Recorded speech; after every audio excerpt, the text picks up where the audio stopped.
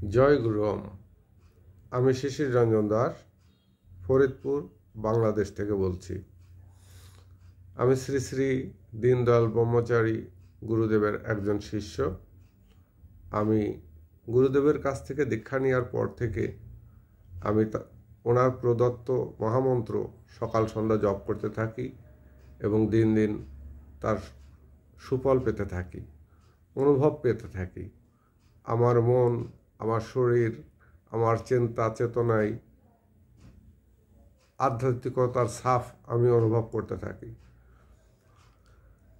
আমি সকালবেলায় গুরুজির প্রদত্ত নাম জপ করে যখন কর্মে বেরিয়ে যাই, অসফল কর্মও আমি সফল করে ফিরে আসি। সত্যি এটা আনন্দের। সারাদিন আমার প্রাণময় এবং খুব সুন্দর হাসি খুশিতে আমার দিন চলে।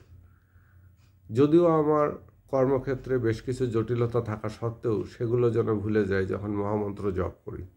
এরপর বাংলাদেশে একটি শিবির হয়, 3 দিনের শিবিরে আমরা জয়েন করি। শিবির থেকে প্রতিদিন আমরা 2টা করে 6টা শিবির করার সৌভাগ্য হয় গুরুদেবের।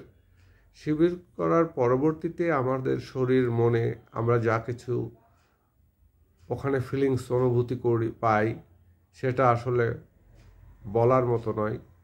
অপরূপ এক শান্তি, অনাবিল এক শান্তি, শরীর থেকে বেরিয়ে যাওয়া যেন একটা ভারত্ব, সেটা বেরিয়ে যায়। তারপর কিছু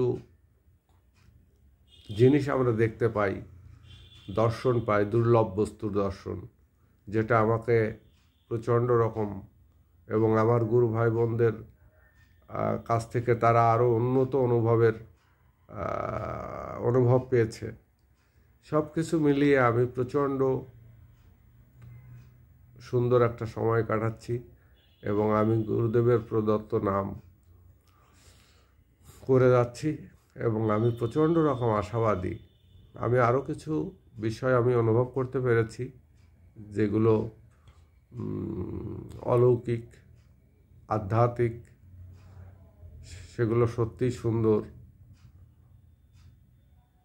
এটা কোনো বানিয়ে বলার কিছু নেই, এখানে মিথ্যা বলার কিছু নেই। আমি যা কিছু বলছি সম্পূর্ণ সত্য। আমার গুরুদেব একজন ঈশ্বরদর্শী গুরুদেব, এ বিষয়ে কোনো সন্দেহ নাই। এবং উনি যে পরিমাণ পাওয়ার হোল্ড করেন সেটা বলে বোঝানোর মতো নয়। উনি একজন মানুষকে যদি স্পর্শ করেন তো ওনার শরীর থেকে যে পরিমাণ শক্তি প্রবাহ হয় সবসময়, তাতে একজনকে ঝটকা মারতে, যে কোনো সময় ঝটকা মারতে পারে, এমন পাওয়ারফুল একজন গুরুদেব। আমি ওনাকে শতকোটি প্রণাম জানাই। ওনার চরণে আমার অনন্ত কোটি প্রণাম জানিয়ে আমি আমার সামান্য কিছু অনুভব শেয়ার করলাম। আমি আরেকটা অনুভব আপনাদের শেয়ার করি। আমি যখন রাতে ধ্যানে বসি, ধ্যানে বসার পরে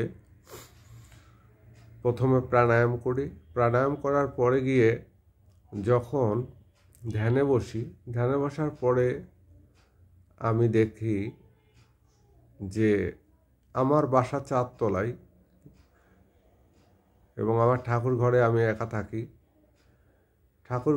একা থাকি। সেখানে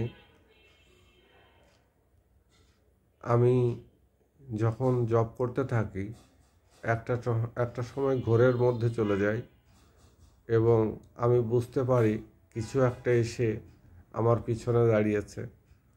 পিছন থেকে আমার মাথার উপর পর্যন্ত কিছু একটা আমার মাথার উপর পর্যন্ত দাঁড়িয়ে আছে। আর একটা জিনিস হলো, আমার হাতের ডান পাশেই হচ্ছে থাই গ্লাসের জানালা। আমি সেখান থেকে একটা শব্দ শুনতে পাই। 4 তলা, যদিও আমি থাকি 4 তলায়, সেখান থেকে একটা শব্দ শুনতে পাই। শব্দটা অন্যরকম, অনেকটা মা মনসার আগমনের একটা বার্তা বহন করে। তো এটা আমার সাথে হয়েছে। আমি এখানে সংক্ষিপ্ত আকারে একটা বর্ণনা দিলাম। ধন্যবাদ। জয় গুরু ওম। আমার গুরুদেবের চরণে শতকোটি প্রণাম।